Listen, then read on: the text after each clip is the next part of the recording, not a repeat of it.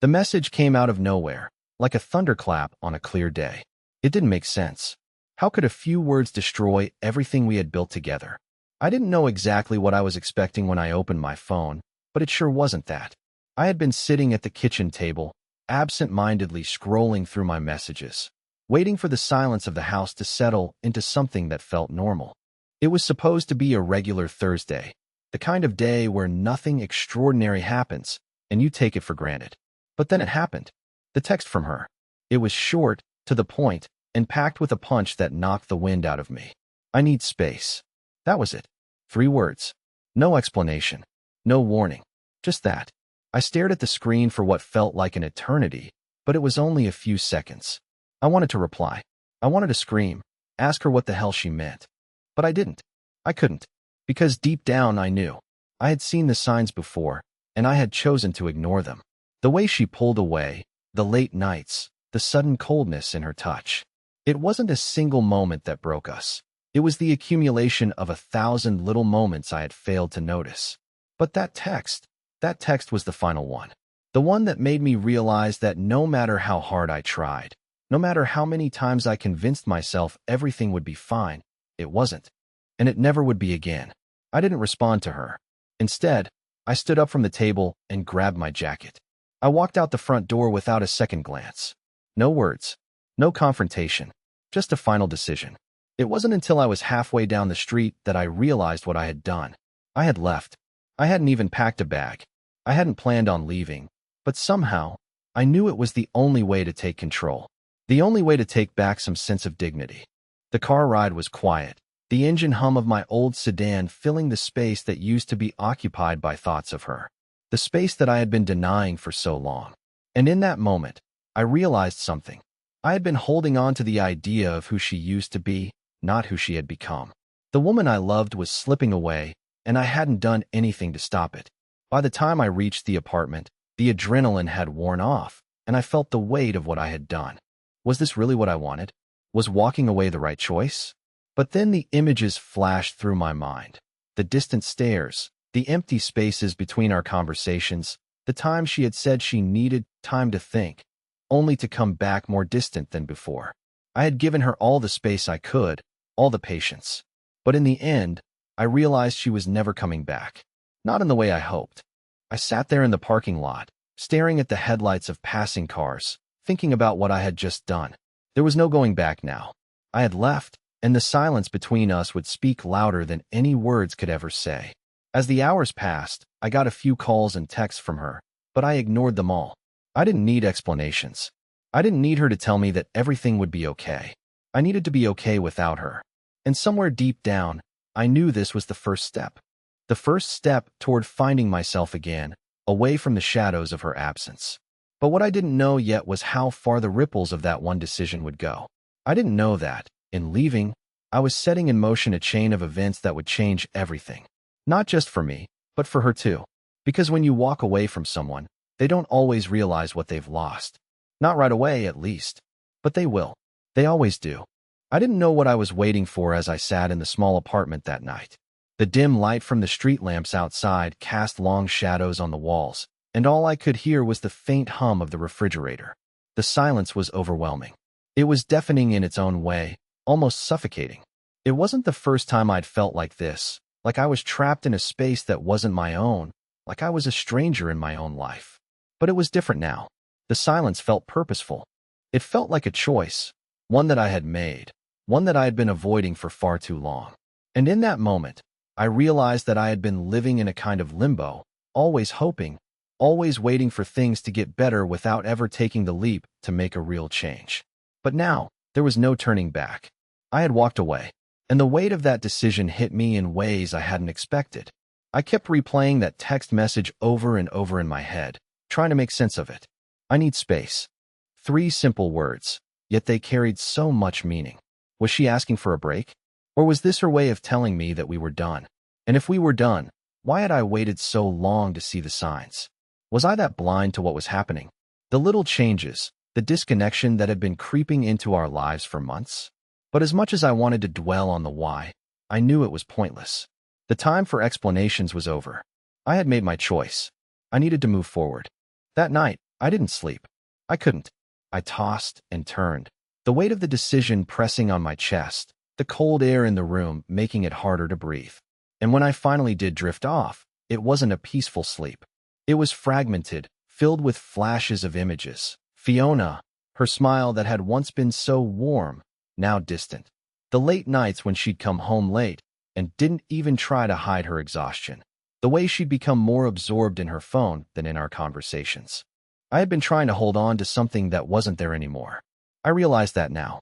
I had spent so much energy trying to preserve a relationship that had already slipped through my fingers. And the truth was, I was scared. Scared of being alone. Scared of the unknown. But in that silence, in that empty apartment, I also realized that I was scared of never truly living for myself. It wasn't long before I got the first of many calls from Fiona. I didn't answer. Not because I hated her, not because I was angry, but because I knew that if I answered, I would be pulled right back into the chaos I had just stepped away from. I couldn't let myself do that. Not yet. I had made the choice to leave, but it wasn't just about walking out of the door. It was about walking away from all the things I had allowed to hold me down. I had been so focused on trying to fix things with Fiona, so obsessed with keeping our relationship together, that I had forgotten to take care of myself. The next morning, I got another message from her, this one longer than the first. She apologized for her abruptness the night before and asked me to talk. She said she didn't know how to explain things, but needed me to understand that she was struggling. But I didn't respond right away. I sat there, looking at her words, unsure of what to say. How could I explain to her that I had already done too much? That I had spent years trying to fix something that might never be fixed? I thought about my response for hours, but in the end, I didn't write back. Instead, I sat with the feeling of finally having control, even if it was just for a moment. But that moment wouldn't last long. By the afternoon, I received another message, and this time it was different. It wasn't just an apology or a request for understanding. It was a plea. Please, Ethan, I need you. I need us. That text hit me harder than the first one. The desperation in her words, the realization that she was finally recognizing what she was about to lose. It was almost too much to process. But in that moment, I knew what I had to do. I couldn't go back. Not to that life. Not to the person I had become while trying to please her. I needed to face the truth, no matter how hard it was. I had left, and now I had to live with the consequences of that choice. But what I didn't know was how long it would take for Fiona to truly understand the weight of her own words, and how her world would slowly begin to unravel once I was gone. She had always been the strong one, the one who had control. But now, I was the one who had taken control of my life, and she was the one who was left behind. The hours stretched on endlessly after I made my decision. I stayed in that tiny, empty apartment, the weight of the world pressing down on my chest, trying to find some semblance of peace in the quiet. There was no music, no television, no background noise, just the ticking of the clock on the wall and the sound of my own thoughts, swirling around like a storm. At first, it felt like a relief. The silence, the absence of her. I had needed this distance for so long, and now that I had it, I couldn't believe how much better it felt. It wasn't that I wanted to hurt her, it was that I needed to break free. The longer I stayed, the more I felt myself becoming invisible in my own life. Fiona had been slipping away, and so had I. We were both in this rut, this unspoken war of avoidance, and I was just tired. Tired of pretending that things were fine when I knew they weren't. Tired of chasing someone who didn't even want to be caught. But as the night dragged on and the world outside continued to spin, the emptiness began to settle in, and I realized how deeply I had been tied to her for so long. The comfort of routine, of always knowing where the other person was, of sharing your day and your thoughts, those things mattered. I had never fully appreciated how much until they were gone. I couldn't sleep. Every time I closed my eyes, I was flooded with memories. Fiona's laugh, the way her eyes lit up when she saw me after a long day, the little quirks that I had once adored. It was all fading, slipping through my fingers like water, and I felt it. I could feel her slipping away, and as painful as it was, I knew it had to happen. The next morning, my phone buzzed. A message from Fiona. I didn't open it right away. I knew what it would say, some mix of apologies, guilt, maybe even a few demands for answers. I had been avoiding her for a reason, but I couldn't avoid it forever. I picked up the phone, took a deep breath, and read the message. I don't know what to say. I've been thinking about everything. I never meant for it to get this bad. I need you to understand that this isn't easy for me, Ethan. I'm struggling. Please, just talk to me. The words seemed so familiar, but there was something different about them. They weren't the usual apologies or excuses. There was a rawness in her words now, a vulnerability that I hadn't seen in a long time. Maybe it was the desperation in her tone, or maybe it was because she realized, for the first time, how much I had been holding on to. But it didn't change the fact that it was too late. I couldn't go back to being the person who would do anything to fix things. I had already given everything I had, and now I was standing at the edge, looking down at the mess we had made. The truth was, I didn't even recognize the person I had become in the process. I had lost myself while trying to save something that was already broken.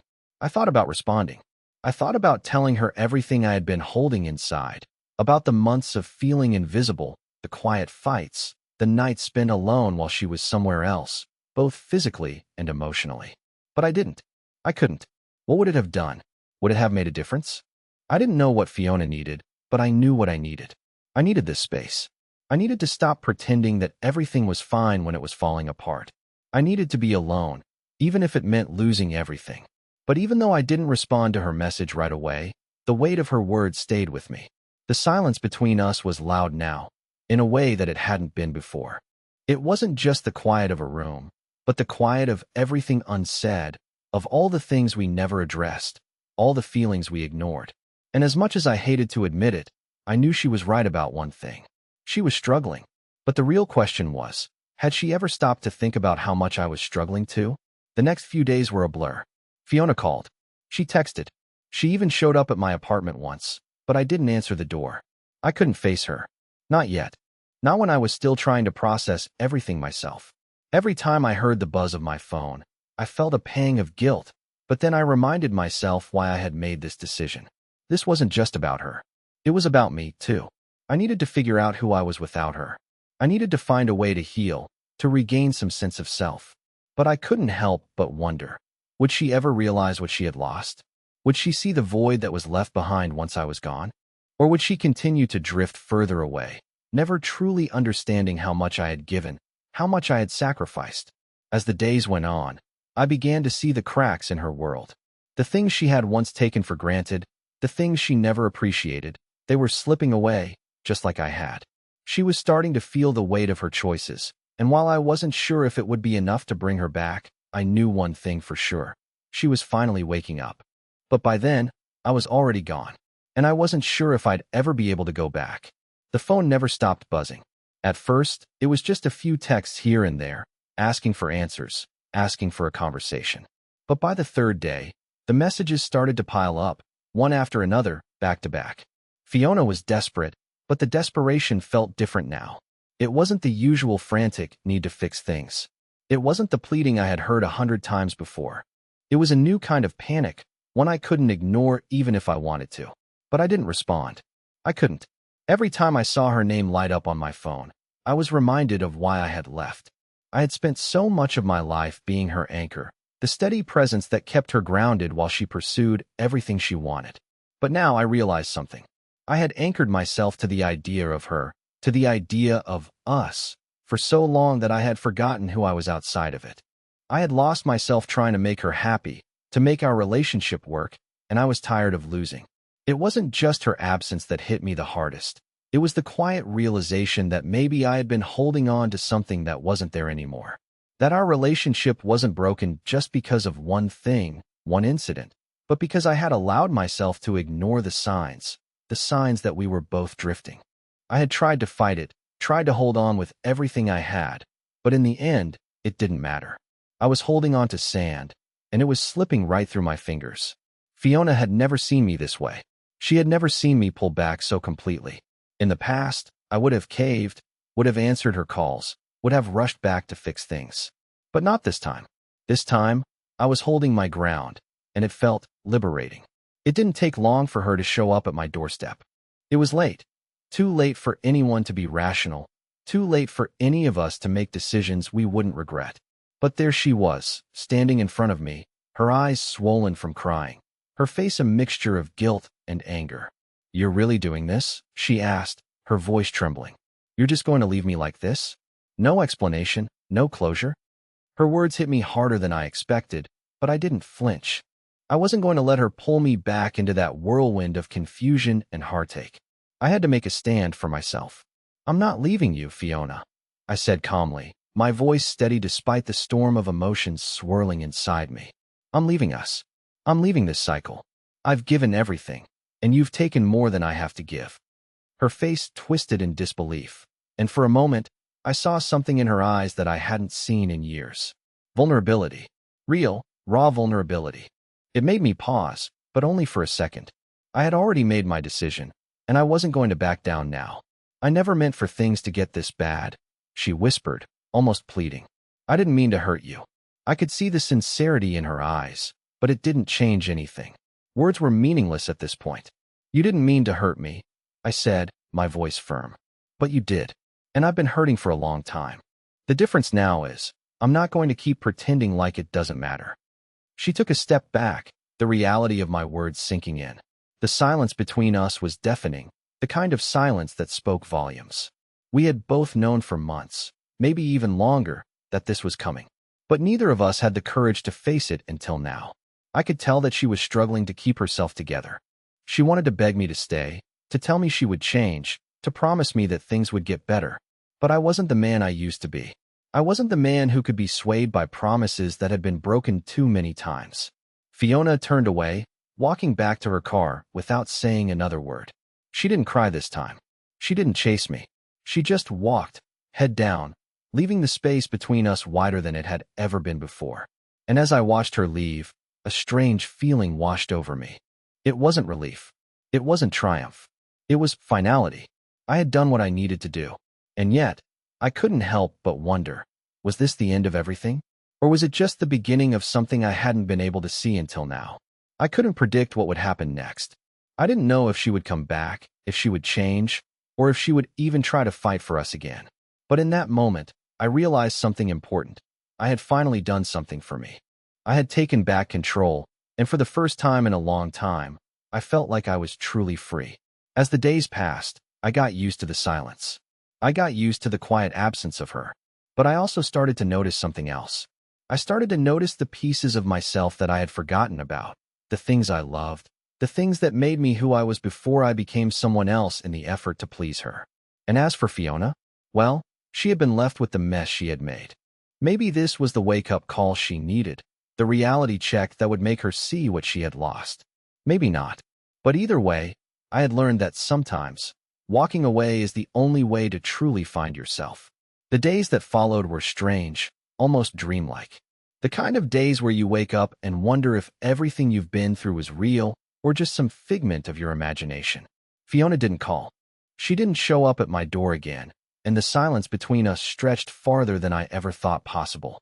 And yet, even in the absence of her, I felt the weight of everything we had been through lingering like an unspoken truth. It wasn't that I missed her. I wasn't longing for the days when we laughed together, or for the moments when everything felt right. No, what I missed was the idea of us, the potential we had. I missed the person I was when I was with her, before I lost myself in trying to fix things that couldn't be fixed. But even that realization didn't make it easier to be alone. The emptiness of the apartment, the silence of the rooms, the haunting thought that maybe I had been right to walk away, it all hit me in waves. I kept myself busy. I threw myself into work, into routines that didn't involve her, into distractions that kept me from thinking too much about the decision I had made. But no matter how much I tried to bury the emotions, they always came creeping back. Late at night, when I lay awake, the questions would flood in. Did I do the right thing? Was I just running away? What if I was making a mistake? And then, the text came. It wasn't a plea for us to get back together, not exactly. It wasn't her telling me that she had changed, or begging me to give us another chance. It was something different, something I wasn't prepared for. I've been doing a lot of thinking, Ethan. It started, and my heart skipped. I know I made mistakes. I know I've hurt you, and I can't undo that. But I need you to understand something. I didn't just lose you. I lost myself too. I don't know where I went wrong, but I think I've been so focused on everything else, I forgot what mattered. I read those words over and over, my mind racing. Part of me wanted to reach out, to respond, to say something, anything. But I stopped myself. It wasn't a plea for reconciliation, not yet.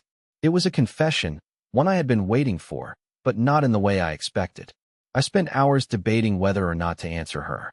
What could I possibly say? I had already walked away. I had already made my choice. Did I really want to open that door again? Did I want to risk falling back into the same old patterns, the same cycle that had brought us to this point? I stared at the screen until my fingers ached, feeling like I was standing at the edge of something dangerous. If I responded, it would change everything. But if I didn't, would I be closing the door for good? Would I be making a mistake by not giving her a chance to explain, a chance to show me that she could change? But then I thought back to everything that had led to this moment. All the times I had sacrificed, all the moments I had overlooked, all the love I had given, expecting it to be returned. I remembered the feeling of sitting in silence while she lived in a world that didn't include me, while I became a background character in my own life. And in that moment, something inside me shifted. I realized that I wasn't waiting for her to change. I wasn't waiting for her to fix what was broken. I was waiting for me to change, for me to finally start living for myself, instead of living for someone else's happiness. I didn't reply to her text. I didn't need to. I knew what I had to do. The next day, I did something I hadn't done in years. I went out. I took a walk through the city, just to clear my head, just to feel like I was living again. It wasn't about running away. It was about finding myself again. I wandered through the streets, through places I had been so many times before, but had forgotten to appreciate. And for the first time in a long time, I felt a sense of peace. I had walked away from her, but in doing so, I had walked toward something much bigger. I had walked toward the person I used to be, the person I had neglected for so long. And in that moment, I realized that Fiona was never the problem. I was. I had been the one who lost himself. I had been the one who let fear and insecurity control my actions. And now, I was finally ready to face the truth. It wasn't just about saving our marriage. It was about saving myself. Days passed, and Fiona continued to reach out, but I kept my distance. It wasn't that I didn't care anymore, but I had learned something important. She couldn't fix me, just like I couldn't fix her. We both needed to fix ourselves first. But eventually, I got a call that I hadn't been expecting. "Are you free to talk?" Fiona's voice on the other end of the line was quieter than it had ever been before. It was soft, hesitant, and for the first time, I could hear the vulnerability in her voice. I didn't know what I was going to say. I didn't know if I was ready to face her again. But for the first time, I knew I wasn't doing this for her. I was doing this for me. So I agreed. I agreed to talk. And just like that, the door I had closed seemed to creak open a little bit. But what came next would surprise me. What came next would show me just how much I had grown, and just how much Fiona had yet to understand. The truth was unfolding, piece by piece, and neither of us was ready for what was about to come. I wasn't prepared for the conversation that was about to happen. It wasn't about reconciliation, at least not in the way I had imagined. It wasn't about her apologizing for what she had done or begging me to come back, nor was it about me looking for closure or understanding. It was something else entirely. When I picked up the phone, her voice was different, quieter, less certain. It was the kind of voice you hear from someone who's finally come to terms with the reality of what they've lost, but still unsure of how to move forward. "Ethan," she began, and for a moment, I thought I heard hesitation, like she was choosing her words carefully. "I've been thinking a lot about what happened, about everything that led to this." I waited, giving her space, giving her time to say what she needed to say. But I didn't know if I was ready for it. I had been avoiding this conversation for weeks now. I had convinced myself that walking away was the only option, that staying away was the only way to protect myself from getting hurt again. But here I was, listening to her voice, hearing the raw emotion that had been buried beneath her words all this time. "I know I messed up," she said, the words coming out slowly, almost like she was speaking to herself as much as to me. "I thought I could handle everything, the pressure at work, the distance between us.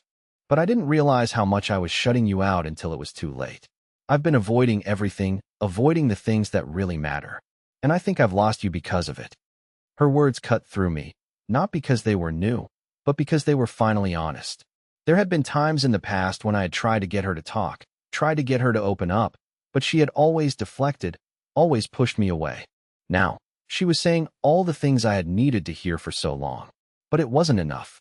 It didn't change what had already happened. It didn't change the fact that I had already walked away, already made the decision to put myself first. I don't know if I can go back to the way things were, I said, my voice steady but firm. You can't just say the words and expect everything to fix itself. I've been living in this constant cycle of trying to make it work, trying to hold on to something that wasn't even there. And I can't do that anymore. Not for you. Not for anyone. There was a long silence on the other end of the line. I could hear her breathing, the weight of my words hanging between us. I wondered if she was starting to understand what I had been feeling all this time, or if she was still caught up in the idea that we could somehow go back to the way things were. But I wasn't going back. I couldn't. I get it, she whispered after a moment. I do. I've been selfish, Ethan. And I've lost you. I see that now. Her voice was small, almost fragile. And it did something to me, something I hadn't expected. A part of me wanted to reach out, to tell her that we could figure this out, that maybe, just maybe, we could rebuild what we had. But another part of me knew that it wasn't that simple. It wasn't just about her. It wasn't just about fixing what was broken between us. It was about me, about who I was without her, without the relationship we had built, without the life I had put on hold for her. And for the first time, I realized that the person I had been trying to save wasn't her. It was me. I think we both need time, I said, finally, my voice softening. Time to figure out who we are without each other. Because right now, I don't even know who I am anymore. And I don't think you do either. There was a long pause before she spoke again, her voice barely above a whisper. I don't want to lose you, Ethan. But I understand if that's what happens. I don't know how to make it right. I sighed, running a hand through my hair, trying to steady myself. The truth was, I didn't know how to make it right either. I didn't know if it was even possible to fix what had been broken for so long. But I knew one thing for certain. I wasn't going to let this define me anymore. I wasn't going to let this relationship, this feeling of always being incomplete, continue to shape my life. I'm not asking you to fix it, I said quietly. I'm asking you to fix yourself.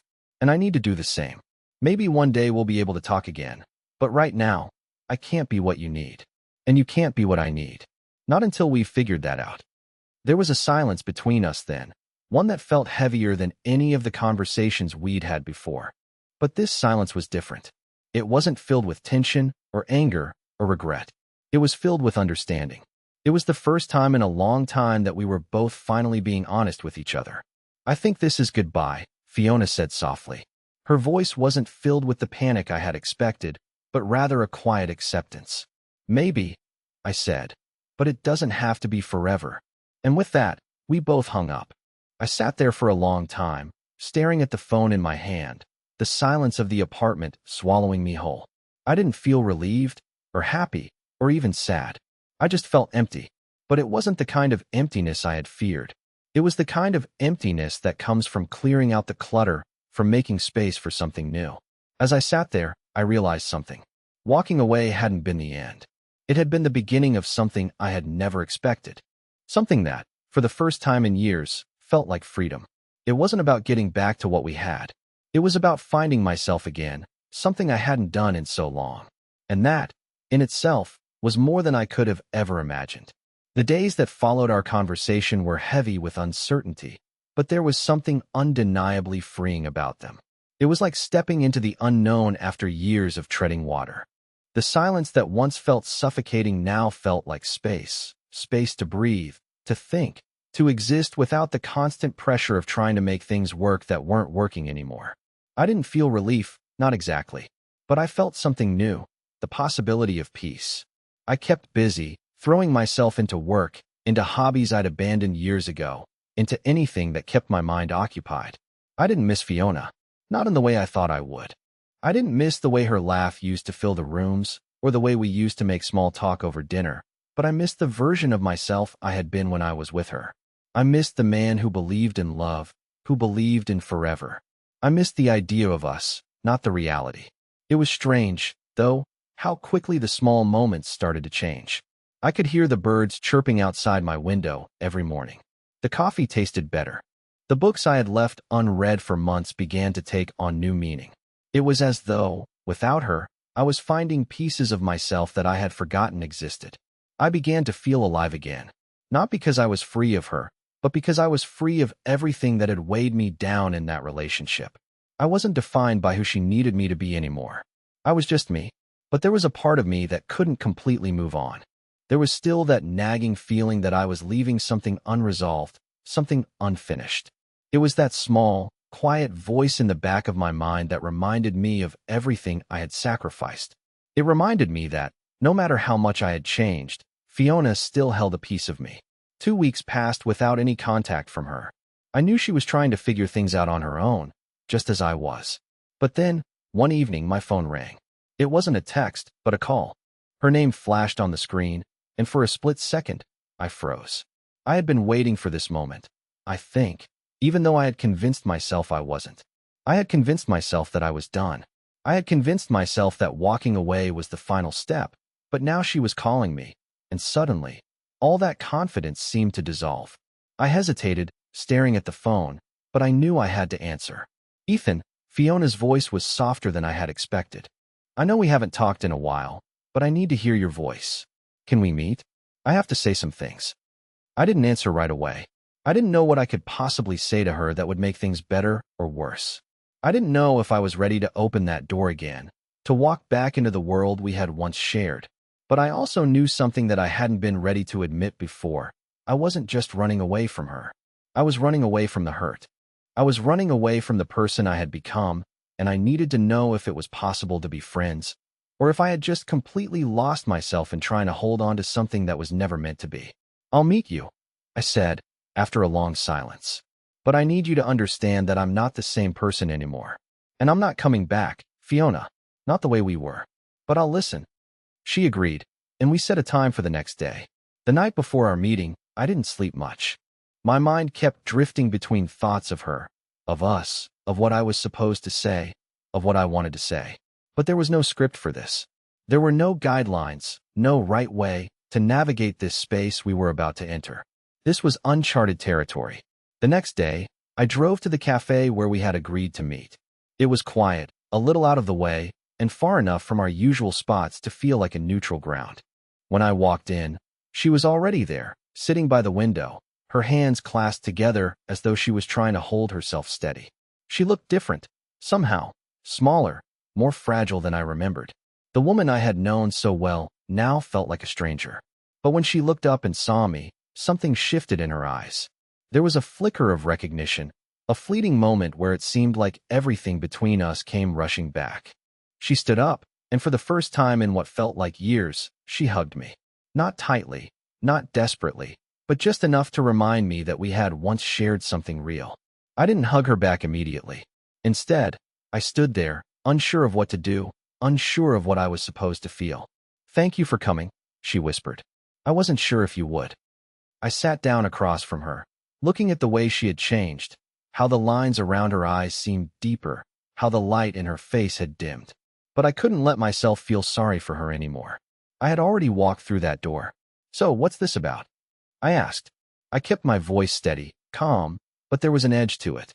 I wasn't going to let myself fall back into the pattern of trying to fix things. I wasn't that man anymore. I wanted to apologize.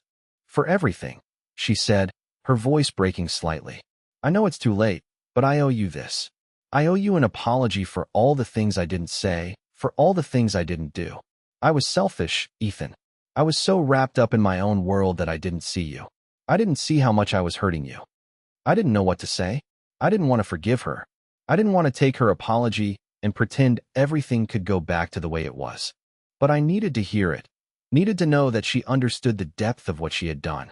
Fiona, I don't know what you expect from me, but this isn't about me anymore. It's about you. It's about you realizing that I'm not your problem to fix. I'm not going to be the person you turn to when things get hard. I'm not that person anymore." She looked down, her hands shaking slightly as she tried to compose herself. "I just needed to hear you say that," she whispered. "Because I've been lost for so long, Ethan, and I finally understand why you left." I didn't respond. I didn't need to. For the first time in this entire ordeal, I felt a sense of closure that I hadn't expected. I didn't need her to fix everything. I didn't need her to apologize or promise me things. What I needed was the truth, and I had finally heard it. The conversation between Fiona and me lasted for what felt like hours, though in reality, it had probably been only 30 minutes. In that brief window of time, I realized something that hit me harder than I could have imagined. I wasn't angry anymore. Not at her, not at myself. I had spent so long wrapped up in the bitterness of it all, thinking that the pain of walking away would be the hardest thing I'd ever face. But in truth, the hardest part was finding peace with it, accepting that it was over and that it had to be. Fiona's eyes were red, her voice shaky, but I could see the truth in them now. She wasn't the same woman who had left me in the dark months ago. She was someone who had come face to face with her own mistakes. That didn't mean I was going to drop everything and rush back to her. It didn't mean I was ready to rekindle the past, because I knew I wasn't. I had already moved on from the person who thought they could save us, and now, I was just myself. "I'm not asking you to forgive me," she said softly, her voice filled with the weight of everything unspoken. "I just needed to say this. For me. For us. For everything we were." I smiled faintly. "You don't need to apologize anymore, Fiona. Not to me. What's done is done. We both needed this." There was a long pause as we both took a breath, the weight of everything hanging in the air. But as I looked at her, something inside me shifted again. I realized that I didn't hate her. I didn't resent her anymore.